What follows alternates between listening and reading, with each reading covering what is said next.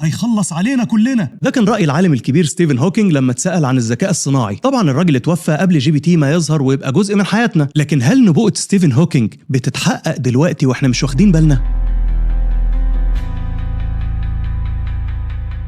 أول ما ظهر جي بي تي رد فعل الناس كان عجيب الصراحة. اللي قعد يغلطوا عشان يقول إن الفراعنة كانوا بيشربوا كابوتشينو، أو إن أحمس هزم الهكسوس بسلاح الطيران، وأي حاجات من النوع ده عشان يتريقوا عليه ويعتبروه عبيط يعني. لكن الحقيقة إنه مش عبيط ولا حاجة. الاي اي بيفهم وبيفهم كويس قوي كمان، وعمل نقلة مرعبة في حاجات كنا فاكرينها حكر على البني آدمين. وعشان تفهم قصدي تعالى أوريك مثال من مجال تخصصي. علماء النفس الإيجابي لما بيحاولوا يعرفوا الحاجات اللي بتزود السعادة بيعملوا ايه؟ يروح مثلا معهد جالوب عامل لك استطلاع رأي عن السعادة بيشمل عشرات الآلاف من البشر حول العالم، يشوفوا مستوى سعادتهم ويقارنوها بالظروف اللي هم عايشين فيها على مدار سنة أو سنتين أو يا سيدي على مدار 10 أو 20 سنة. ده مثال للدراسات اللي كنا بنضرب لها تعظيم سلام. ما هو مفيش بعد كده يعني، لكننا اكتشفنا ان طلع فيه بعد كده. قالوا لك احنا هنعمل دراسة زي دي، هنشوف العوامل اللي بتؤثر في سعادة الناس لكن على مدار 200 سنة. شوف الفجر يا أخي. طب يعني هتعرف سعادة الناس ازاي من 200 سنة سعادتك؟ بص بقى المعجزة البحثية دي. قعدوا يلموا الوثائق اللي اتنشرت خلال ال 200 سنة الأخيرة،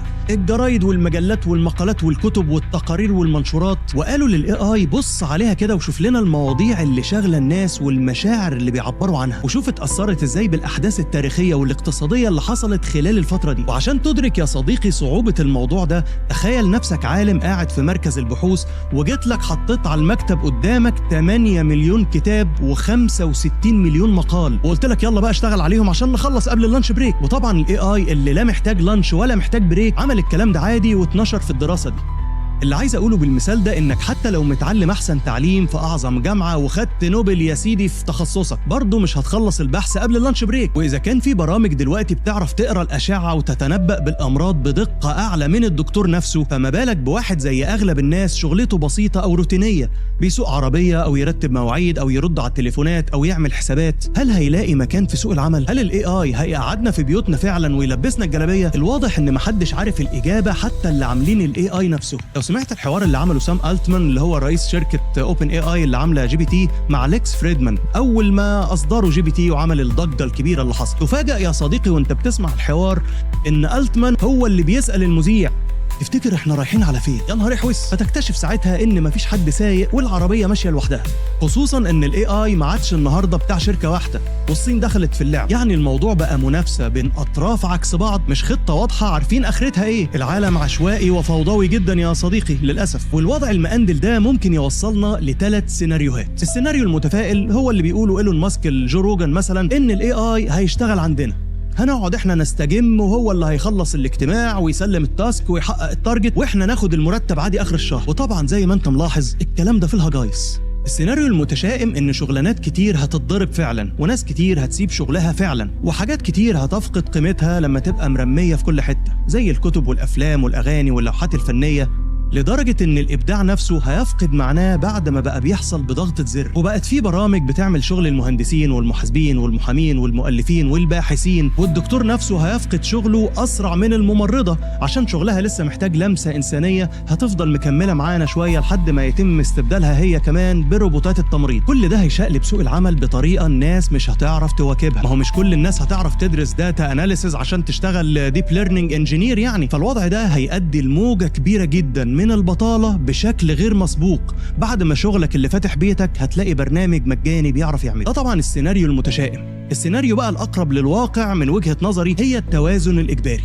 لو كل الشركات هتشتغل بالذكاء الصناعي والناس كلها هتترمي في الشارع، الشركات دي مش هتلاقي حد يشتري منتجاتها أصلا. يعني مش من مصلحة حد إن كل موظفين العالم ياخدوا استمارة 6، مش عشان النيوليبرالية حنينة يعني لا سمح الله، لكن عشان تفضل شغالة أصلا. فهيحصل نوع من التوازن الإجباري. هتلاقي مثلا زي ما بيحصل دلوقتي الاتحاد الأوروبي بيحاول يفرمل تطبيق الاي اي في الشغل، أو القرار التنفيذي اللي أصدره بايدن في 2023 اللي قال لك ممنوع الاي اي يستخدم في مراقبة وتقييم الموظفين من وراهم. أو تلاقي دول تفكر تصرف إعانات بطالة أو تدرس فكرة الدخل الأساسي العالمي اللي هو الحكومة تديك فلوس تكفي احتياجاتك الأساسية من غير شغل كحق طبيعي لأي إنسان. ودي حاجة اتطبقت فعلا كتجربة كده في بعض الدول بالمناسبة.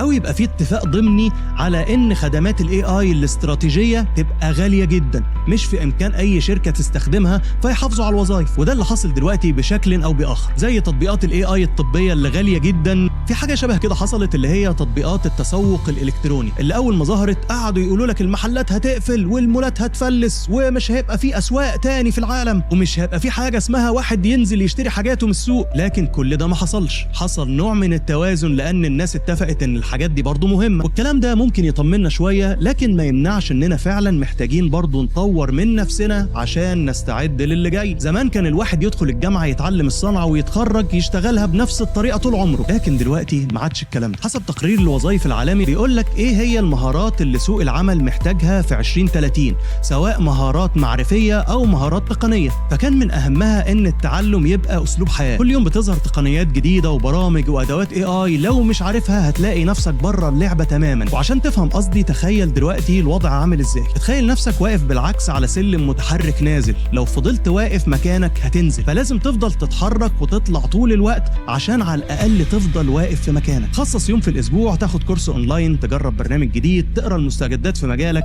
عقليه الفضول وحب التعلم والتفكير الابداعي اللي هي الحاجات اللي بيرشحها التقرير هي المهارات الذهنيه اللي هتخلينا عارفين نواكب سوق العمل الجديد اللي هيحتاج وظائف جديده، زي متخصصين الذكاء الصناعي والتعلم الآلي وتحليل البيانات الضخمه، زي ان حد يشغلك عشان تطور نظام ذكي المستشفى او تحلل بيانات الزباين عشان تتوقع ايه المنتج اللي ممكن يبيع اكتر السنه الجايه. ده غير ان السوق هيحتاج برضه حسب التقرير وظائف اداريه زي مطورين الاعمال ومديرين العمليات عشان يشرفوا يعني على كل المكن اللي شغال ده. يعني واضح كده ان كليات القمه في المستقبل هتبقى تجاره وحاسبات ومعلومات. وسط التغيرات السريعه اللي جايه، اهم حاجه تقدر تعملها هي انك تحافظ على صحتك النفسيه، لانها اساس اي حاجه تانية في حياتك. مهما زاد حواليك عدم اليقين خليك متفائل، لان ده بيحميك من الاكتئاب ومفيد للقلب والجهاز المناعي والصحه العامه. فشوف يا صديقي، عايز اقول لك كده كلمتين بيني وبينك، في الايام اللي جايه دي زي ما بتطور نفسك خلي بالك من نفسك، ما تحاولش تجري ورا كل حاجه طول الوقت، واختار انت عايز تركز في ايه، لانك مش هتلاحق.